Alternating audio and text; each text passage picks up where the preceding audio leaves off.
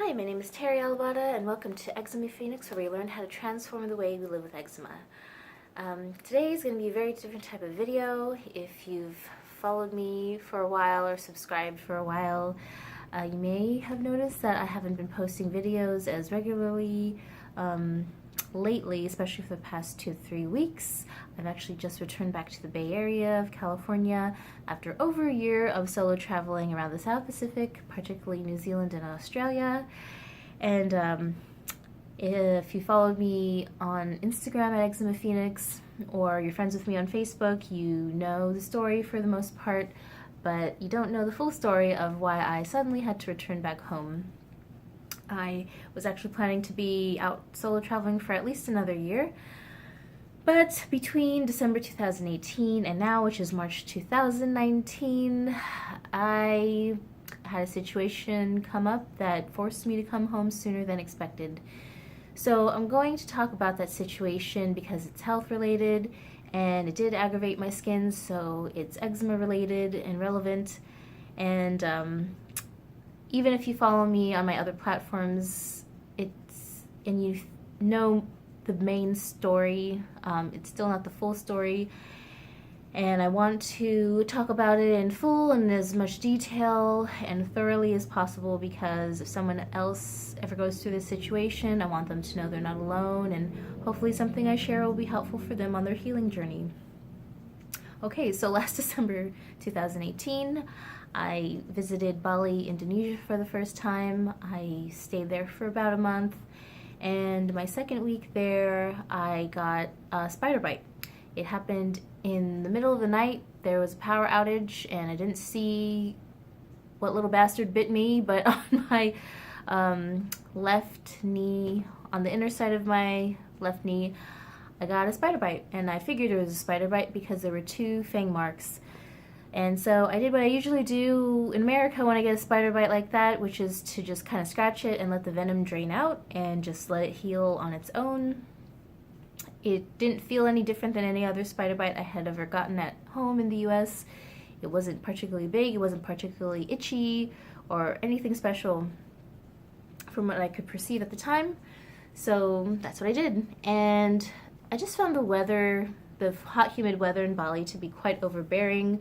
So I was sort of like feeling exhausted and weighed down by it.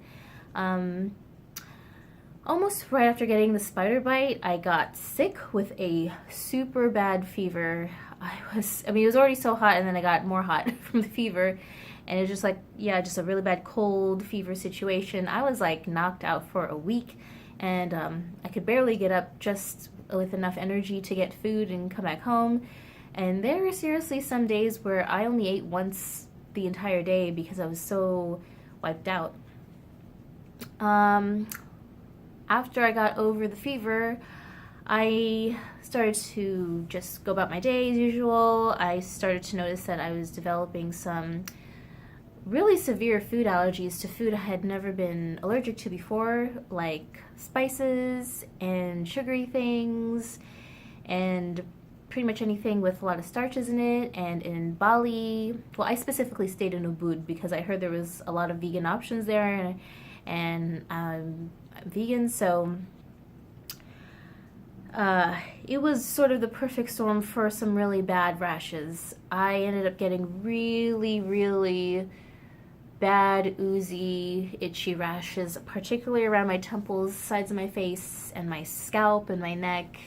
It started to affect my arms on the inner elbow area, and it was just like I would wake up scratching, I would wake up oozing. It wasn't always provoked from scratching. Sometimes the ooze just came out on its own through my pores. There was clearly something toxic or inflammatory going on in my body that needed to come out. I don't know how, but I just got through it. I had to restrict my diet again, which is something I hadn't had to do that badly almost since like 15 years ago when I did TSW for the first time, topical steroid withdrawal, just getting off steroids cold turkey.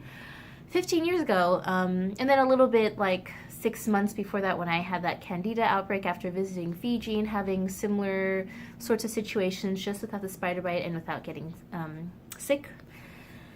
And that was a painful and difficult situation. I avoided alcohol the whole time I was in Bali. I didn't really drink that much anyway.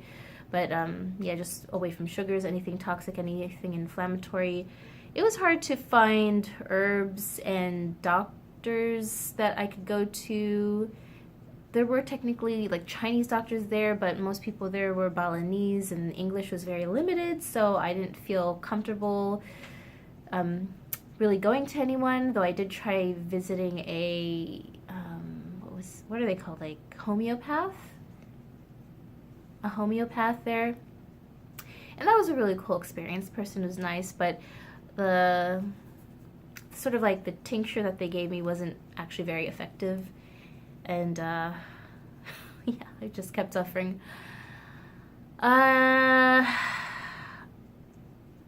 Eventually January came. I went to visit a friend. I made some, New Zealand, I was back in New Zealand, Auckland, New Zealand, and Mia, if you're watching this, thank you for letting me stay with you the first week of the year at your mom's place. So beautiful, so cozy and gorgeous, and really took care of me as best as she could, as best as I could.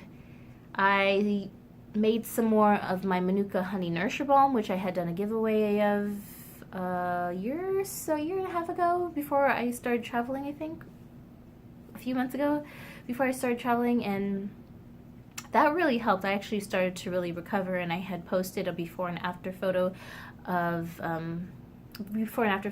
my recovery. I think a whole album of them on my Instagram, which you can check. Is just after the New Year, so just shortly after January 1st of this year. I posted that, and I was so proud of myself, and I was feeling so good after my recovery. At the time that I decided to take a chance and eat out again, I had some kind of like Japanese takeaway at a mall, and I'm pretty confident that there was something in the sauce that just honestly unleashed a really, really horrible flare-up. The next morning, I had open sores. They weren't, I don't even know if I could call them rashes. They really seemed more like ulcers, and they were just nonstop oozing on their own, and I don't even know if I've ever had anything quite that severe. I just kept dabbing at the ooze and kept trying to keep it, this is really hard to talk about. I apologize if I start crying or repeating myself or stuttering, because remembering it, looking at photos of what the beginning stages of this outbreak was this year was really difficult.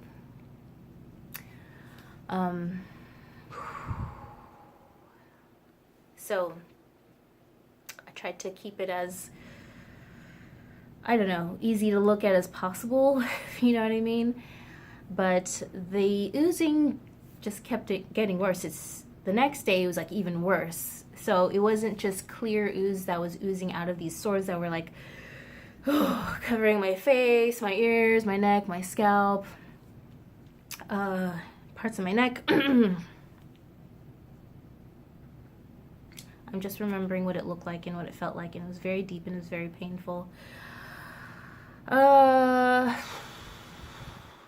was worse. It got worse. The ooze seemed to be accompanied by pus. So it's like, it was ooze, like oozing, but thicker and white and opaque. It just looked like these open ulcers were just oozing mucus. It got so thick, and I couldn't understand it. And then the next morning after that, I just, oh my God, I just found like my whole face was covered in these bumps that looked like that white pussy ooze just underneath it. Just like my whole face totally covered with all these bumps of pus that felt super, super itchy. And I hadn't lost my self-control to scratch like that in a long time, but I just end up scratching my face a lot. It felt like I nearly scratched my face off, and all of this ooze just drained right out. And if you go on my Instagram, you'll see another album of before and after photos of me dealing with it, and that will be one of the photos in the albums. Like nothing was working, my breathing techniques, my safe scratching techniques, this was beyond itchiness. This was like a really deep illness. There was something more than itchiness going on. There's something more than eczema going on. This was beyond.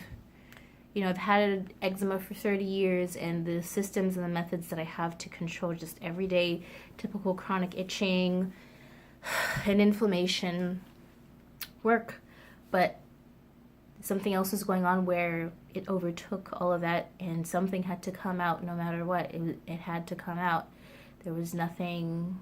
I really don't think I should have controlled my scratching at the time, because it's a lot that came out. And it came out like that for another week or two.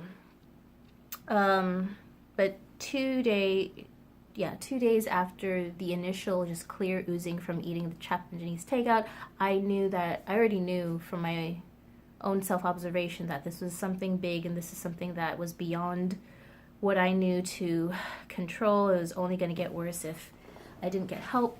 Luckily, I was able to find a Chinese medicine doctor who specialized in dermatology. And before I go further with that, there were people who, like friends who I shared this experience with, who were like, why don't you go on antibiotics? Why don't you go to Western hospital?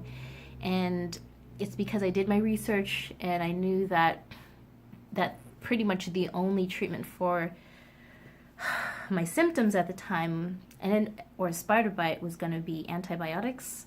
And that wipes out your good bacteria along with your bad bacteria. And I wanted to keep all the good bacteria that I could, because I need that to heal and to keep my flora intact and to keep my bowels healthy.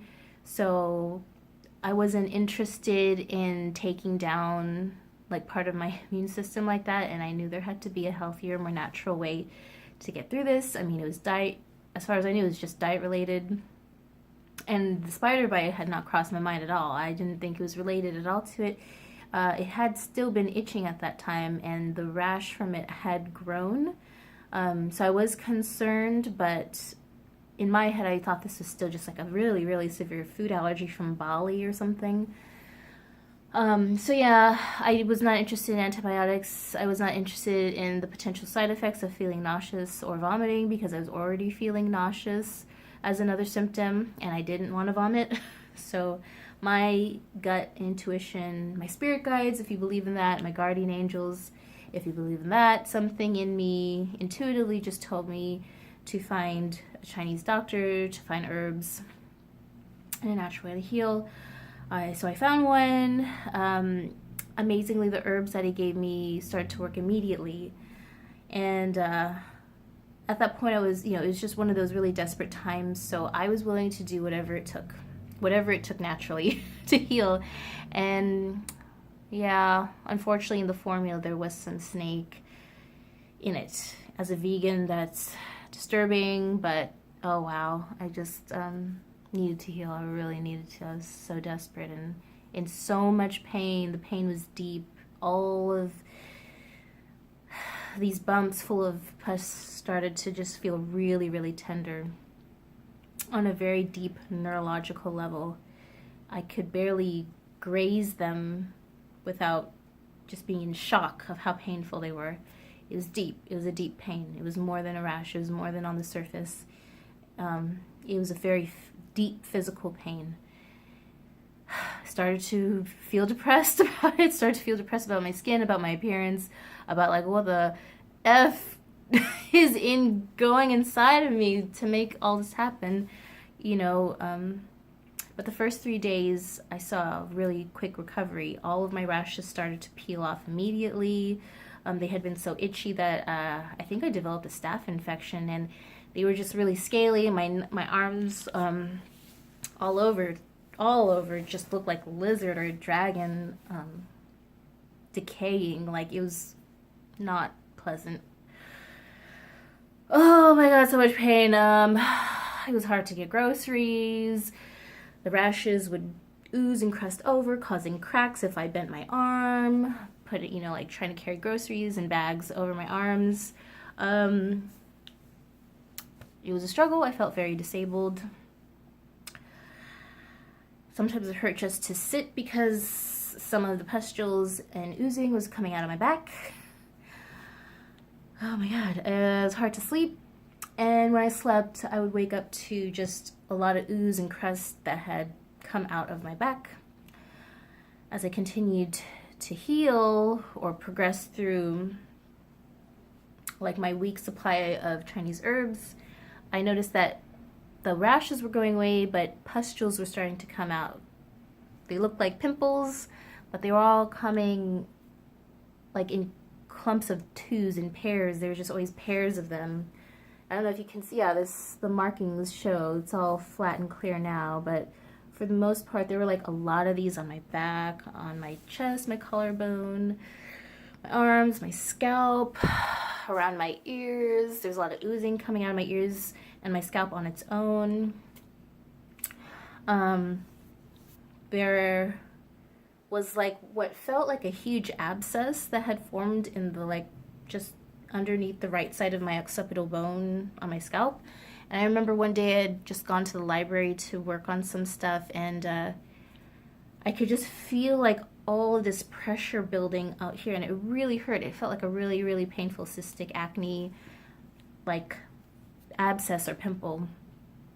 And then it started to feel wet because what was happening was, oh my god, this is just so stressful to talk about and so traumatic. I seriously still have PTSD from this. I'm gonna get through this though, because this could help someone. This information could help someone. I want to share to help. It's what my whole channel is about. I'm gonna do this. Okay. So what was happening was that whatever toxins were inside of my lymph fluid and my blood and my body were accumulating in this abscess, and they were just oozing out there on their own. I mean, the body does not release things like that unless it has to, for survival, for cleansing, for detoxing. And I knew I was detoxing from something. So that happened, and I would have days where I would just get tons of tissue. I spent so much money on tissue boxes, sopping it, just soaking them with all this lymph fluid, and I would look at it and it would be like just so yellow, so full of toxins. It looked like urine, honestly. It was just like really dark yellow, sometimes orangey. Ooze. So that was like the first abscess. Also, the first 3 days my face cleared up like a lot really quickly with the Chinese herbs. It was like miraculous. I was also using my Manuka honey nourisher balm as a moisturizer because it was the only thing I could put on that wouldn't make me feel more itchy. I found that just with all the ooze going on, putting more things on it that were like lotions, creams, water-based things, and and other sorts of balms were I just created an environment that made it feel itchy, and it makes sense because it started in a hot, humid, tropical environment, Bali. So I just tried to keep things light, nothing with water content, and I just used the Manuka honey nourisher balm, and Manuka honey is very medicinal. You could look it up. It's just like a miracle honey, healing honey. Okay, second week, more bumps had formed on my face and my hands and my wrists and my arms.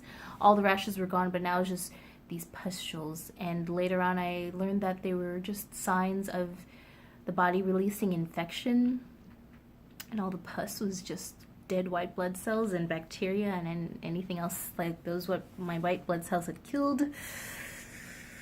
So it was a good thing, really. It was a part of the healing process or healing crisis, since I was trying to turbocharge my healing process with the herbs and clean eating. Unfortunately, I had developed a sensitivity to food that was naturally high in fat. And so I was not eating avocado, coconut, seeds, or nuts. I was also advised not to eat beans because my digestive system and my immune system had been so compromised by this illness that my digestion wasn't strong enough to process legumes well, which meant as a vegan that I had lost like 75% at least of my main sources of protein, which means that I totally had to absolutely sleep with the enemy, cheat on my vegan diet, and eat meat again. I felt it in my body that I needed it. So I was starting to eat beef and pork because in Chinese medicine, those are two cooling meats. And other meats like chicken and venison and lamb are very heating and inflammatory to the body in Chinese medicine, so I avoided those. So beef and pork. And lots of veggies, some rice, and some buckwheat and quinoa, but mostly veggies and meat. A lot of veggies and meat. And berries. For the first couple weeks. Oh my. Also in the second week, I developed another abscess on my inner arm. Here you can see the mark of where like the opening was. And I don't know why, but suddenly like this huge baseball size abscess was like right on here. And it developed suddenly and very quickly. Even the Chinese doctor was baffled. We weren't sure what was going on. Around that time, he had asked me about the Spiderbite too, because I told him while all this food allergy, rash stuff was happening, that I also happened to have the Spiderbite that was like taking forever to heal. It had been like over a month and a half, and this thing just wasn't healing. And the rash was still itchy. And he actually put together the possibility that the Spiderbite was actually the initial cause of everything that happened afterwards, of the fever that I developed, of the increased food sensitivities, and then all of these symptoms coming up while I'm taking his herbs that are healing me. And it made sense because when I thought about it, I'm like, oh, two fang marks, two twos of all the pustules. The pustules all felt like the spider bite. They all had the same tender sensitivity. They all felt like spider bites all over me. I think there is a connection. And that was freaky, which made me realize that all of these food sensitivities and symptoms I was having now, weakened immune system, weakened digestive system, was a result of being poisoned by the spider venom. I looked it up. I officially found the term, and I had a toxic reaction to the spider bite from Bali. Oh shit.